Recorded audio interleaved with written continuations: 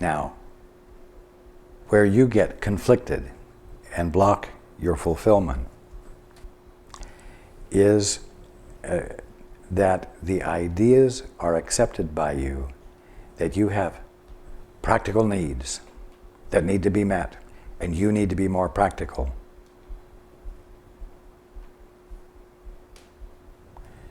And when you buy into that, when that sort of self-judgment comes into play in your mind,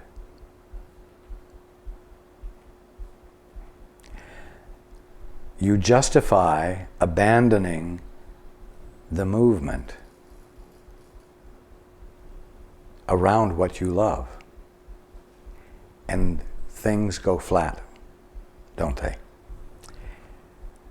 The life goes out of you, the energy dissipates, the movement ceases.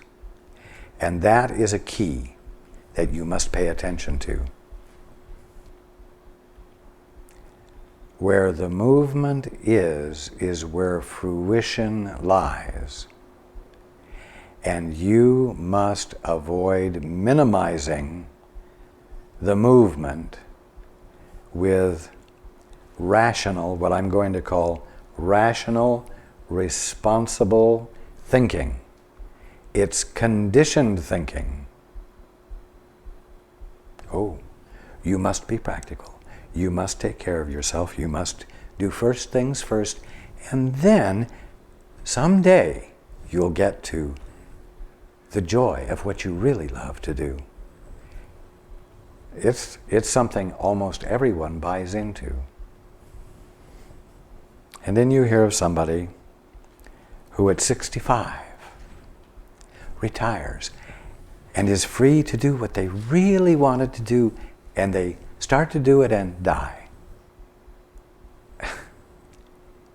Stop putting off your good by putting it on the back shelf. Stop falling into the pattern that's void of love, the love that you feel for what you do, for what you have to give.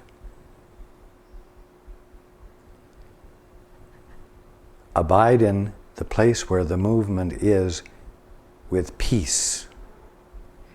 You must monitor your thoughts, and you must stifle the ones that come in and undermine your peace and cause you frustration that blocks the feeling of the movement. You must stop abandoning the flow of the movement. I think I've said it pretty straight. Okay. The next question is from Thomas. He says, "Thank you, Raj, Paul, Chris, Susan, and the entire Brotherhood. Your sharing is a blessing to all, and I am very grateful. My question is, why must one creation of God consume another, be it animal or vegetable, to survive? Or is there another mutually agreed upon definition that we can no longer be subject to?"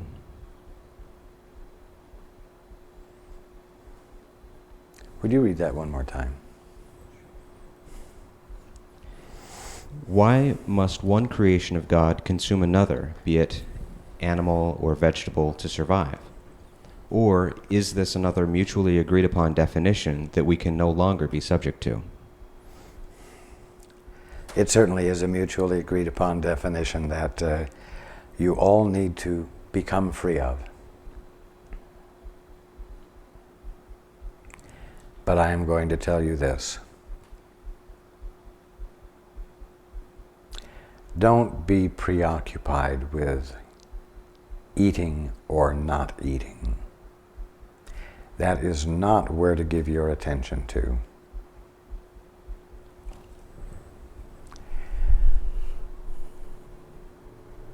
I have, for a very long time, been conveying to everyone where their attention needs to be.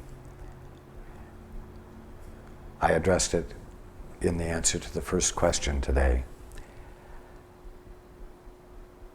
Instead of becoming a zealot for diet, for eating or not eating, for seeing a preference between eating food and soaking up prana, let your attention be given to looking at everything, knowing that I have said that what you are seeing is an idea, that there is no matter there. It will be easier for you and a more enjoyable exploration for you if you will approach the correction of the problems of the human condition in this manner. Because as you begin to have experiences of a thing being spirit, and I promise you, you will know that you're having an experience of it being spirit because it won't behave like matter. When you begin to have the experiences of it being spirit and therefore an idea, you, in that experience, will find yourself knowing something about your body as an idea that is spirit and certainly doesn't need to eat another thing in order to be eternal. I promise you it will be a bumpy, strenuous, and unpleasant road to try to approach the answer to your question on the basis of what you eat and what you don't eat. Don't let that become an issue for you. Okay. This question is from Lenny. He asks, so we can relate and empower ourselves. What was your experience like in your incarnation as Jesus? Did you have to discipline yourself to be in the right mind? Did you have to get to the point of letting the Father work through you? Did you see your mind and world transform and become the real world? Capital R, capital W. Yes to every single one of your questions.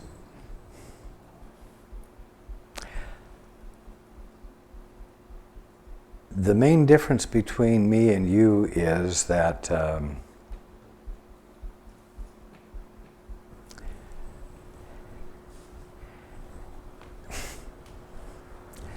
I had a mother who didn't let me forget what I was.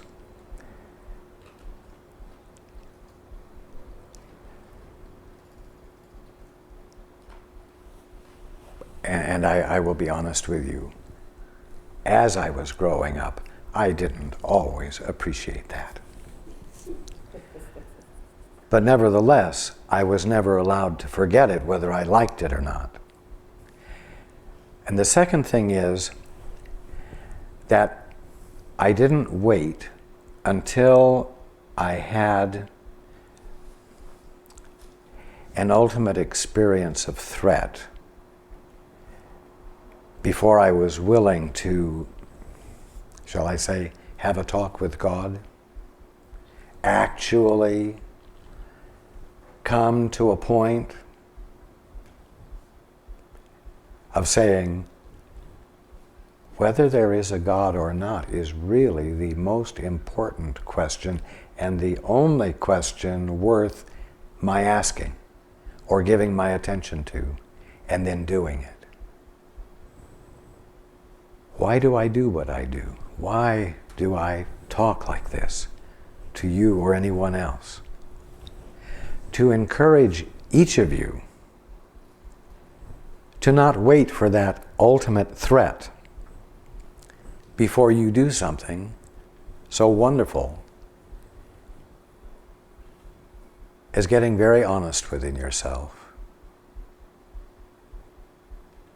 and recognizing that no matter how much you have bolstered your ego sense of yourself up, you really don't have what it takes to truly accomplish anything or to be anything all by yourself.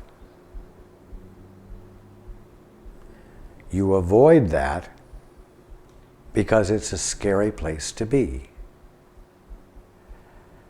And yet, if you don't come to a real clear experience of your incapacity to be anything at all on your own, you won't arrive at that point where you, for lack of better words and figuratively speaking, reach out your hand and take God's hands.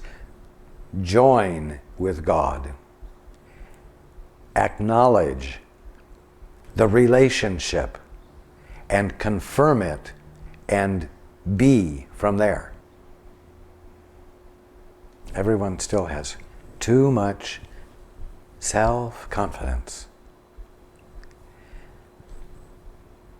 Okay.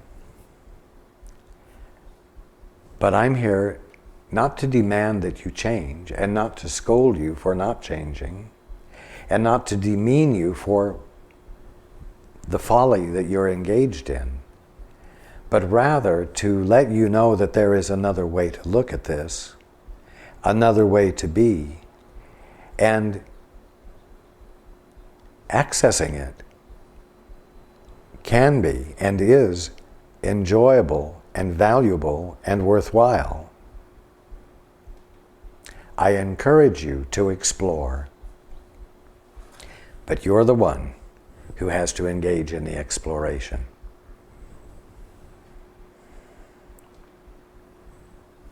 Yes, matter stopped behaving like matter around me. Spirit began to show forth, and that's what's in store for you. And you're going to have to engage in exactly what I engaged in. And every time I speak to any of you, I'm explaining how to engage in it, and where to place your attention, and why you can place it there. Anne, would you get me the cartoon on the refrigerator? I have something I want to share. It's a cartoon that some friends made. We'll try to zoom in on it, but first I'll read it. There are three people who are. It is supposed to portray Susan and me and three students of Raj, so to speak. And one of the ladies saying, "Oh, we're so pleased to meet you," and the next person says, "Yes, we're all big fans of yours." And the next person says, "And we just love it when you talk about the shift of consciousness." And it portrays me as saying, "Well, thanks." And then it portrays Susan as saying, "Indeed, it will be a truly glorious day when the shift hits the fans."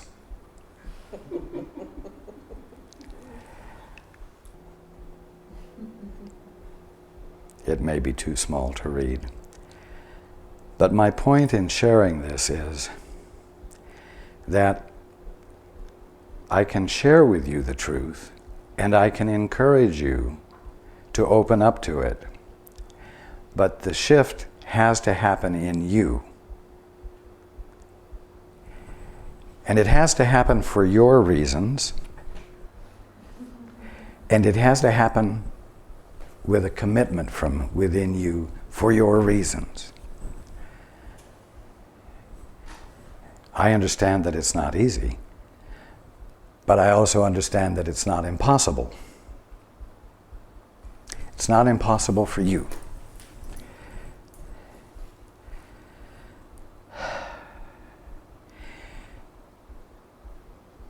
I want you all, right here and right now, quote, in the human experience, unquote, in this, quote, physical experience, unquote, to have the experience of matter not behaving like matter. I want you to begin to have the experience of form being spirit. Spirit, you might say, clothing ideas with experienceability, visibility, and tangibility. I want you to find matter not behaving like matter and teeth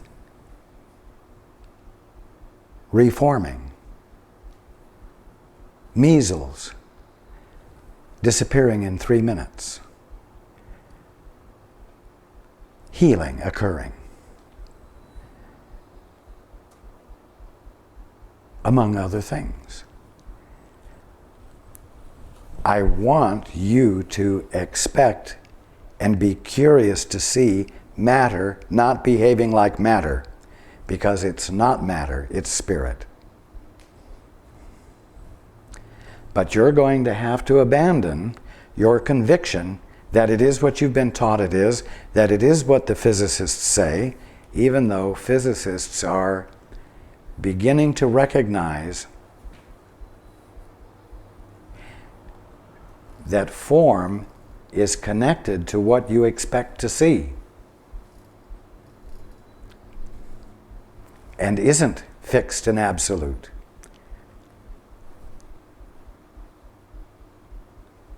And above all, I want you to have fun with this. Okay. Thank you for your question. Okay. Next question. We have a follow-up from Hannah. She asks, you say the path is not important, that one way or another we will discover and recognize truth with a capital T. Can this include even pain with a capital P as a path with a capital P? Hard to accept? Thank you.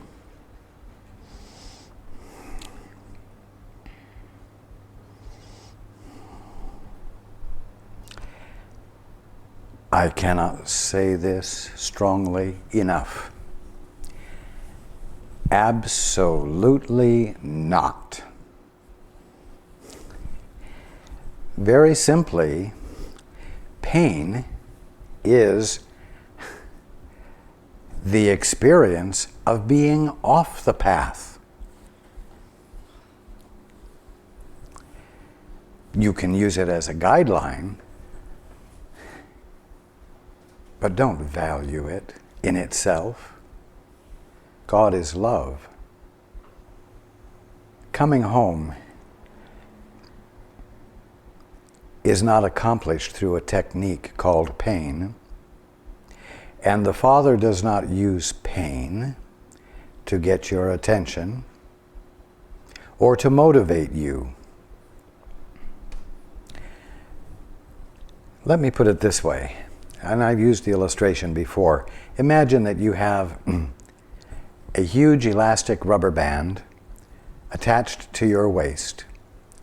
The other end of the rubber band is attached to the movement of being. And if you flow with the movement of being, there's never any tension on the rubber band. But if you decide that you want to dally a little while in the movement of creation that you were just experiencing, and you dig in your heels and try to stand still, the tension will increase. And the stronger it gets, the more uncomfortable you will become. Why? Because you are being at odds with the movement of being. Now, this is a very precise example. Why would you choose pain as a path? It would mean that you would constantly be digging in your heels so that you could get to the point where the tension was so great that you had to face facts and grow or move. You would have to create the circumstance, you see. God doesn't suddenly make your feet 10 pound or 100-pound blocks of concrete that you can't lift up so that you can't walk, so that the tension will build. You, each of you, have to dig in your own heels.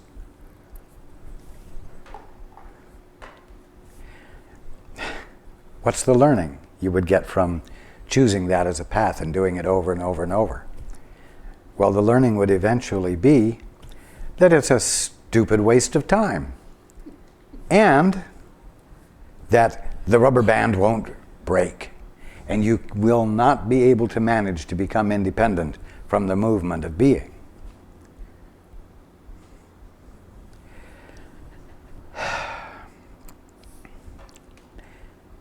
Pain is an illegitimate experience for you, or for a son or daughter of God.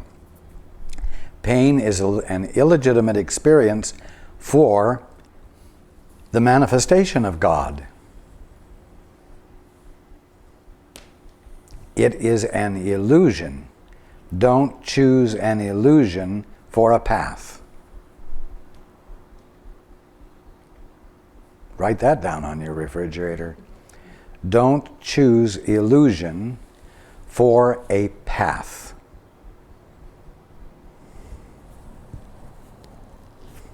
I could say more, but you've got the idea.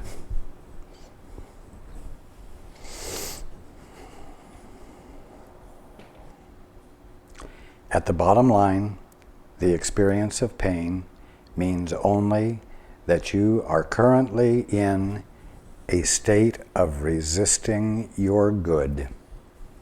And that is all. That places the responsibility where it is, and it empowers you by letting you see that it's something you're doing and not something that's being done to you. Okay.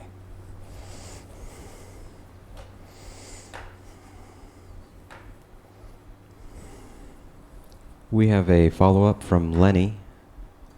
His question, follow-up is, what was it like when you first caught a glimpse of the real world with a capital R and a capital W? And when did it become permanent? I will just say that there were many glimpses prior to the time that John baptized me. After the baptism, it was a constant state of consciousness. Today, you don't have a John to baptize you, but there is a thing that most of you have heard of. It's called baptism of the Holy Spirit.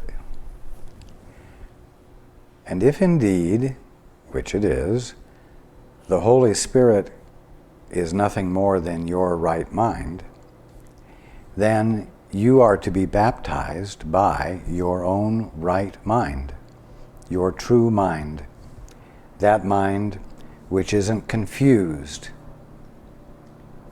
by, quote, thoughts of its own, unquote. That's why I'm encouraging you all to listen, to go within to that place of excellence in you, to go within to the altar. These are all ways of saying go into the silence, where the chatter of your thinking is absent, so that you might be where the Holy Spirit, your right mind, can begin to register with you. And then stay there. Be in the world from there, if I may put it that way. By being in the world from there, you will find the world appearing new to you, and matter will not behave like matter. Okay. The next question is from Veronica. She asks, "Hello, Raj. Thank you for your answer last time. It seemed impossible to act, as you said, quote, without expecting a conclusive understanding when whatever I am to do or be is over with, unquote. Yet, it seems to be working. This question is perhaps a clarification of that point, and I'm feeling drawn to organize spiritual festivals. We had our first earlier this month, and it went well. I feel that we are to have an even larger one next time. I was surprised to find that at the end of the event, I felt what I can only call unfed. I didn't get a lot back, like unfed. I didn't get a lot back from promoting the event. Normally, when I promote healers and such, I interact with each person that comes for a healing, and that feeds me. This time, there were a lot of folks coming in and seeing different practitioners. It wasn't the one-on-one as other events I have been.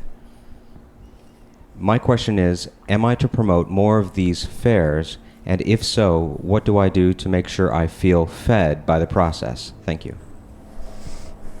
Well, whether you have more or not is going to be a matter of your paying attention within and feeling for the movement and then moving with it. As far as your being fed is concerned, you were the chief cook and bottle washer. You were the feeder. You get fed by giving.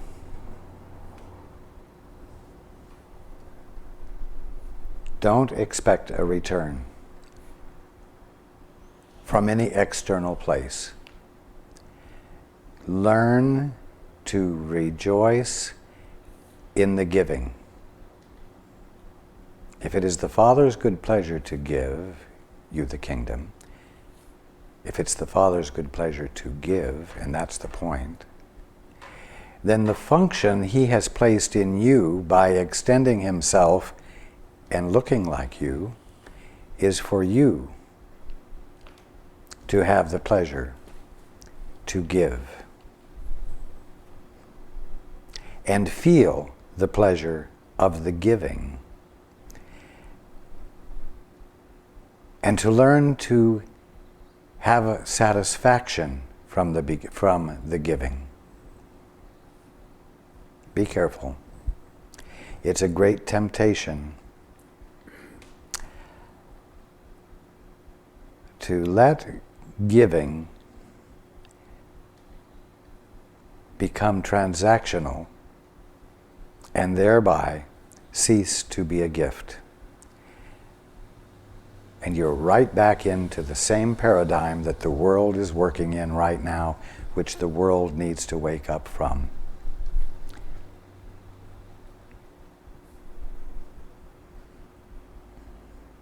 You have, as everyone does, infinite resources of love with which to love and from which to extend love. The pleasure of being is experienced when you let that flow happen, because you're fulfilling your function. You are embodying your purpose. And like the sun, you give whether the gift is received or not. There are those who go indoors while the sun is shining and they stay out of the sun. And then there's all of nature that soaks it up. But whether it's soaked up or rejected, the sun doesn't care. And I'm going to play with words. Whether your gift is received or rejected, the daughter doesn't care. Because the giving isn't a manipulation.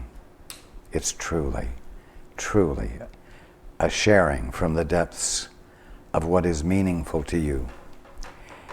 And you may know that the meaning that you have extended was a good use, a right use of your mind.